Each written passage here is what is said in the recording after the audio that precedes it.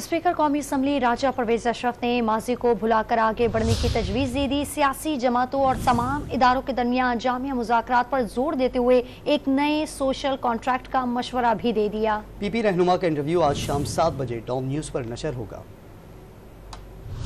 75-76 साल गुजरने के बाद अभी तक हम अपने पांव पर खड़े नहीं हुए। अब हमें सोचना ये है कि क्या हम माजी में ही चलते रहें जी, या मुस्तकबिल भी एक कोई चीज है जिसमें हमने कदम रखना है। हर 2-3 साल के बाद गुजरे वक्त की पटारी खोल के बैठ जाते हैं।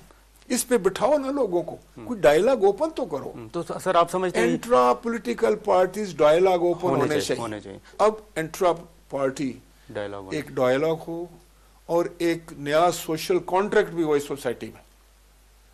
मैं समझता हूँ तमाम इदारे जो हैं उस पर बैठे और खुले ज़हन के साथ बैठे।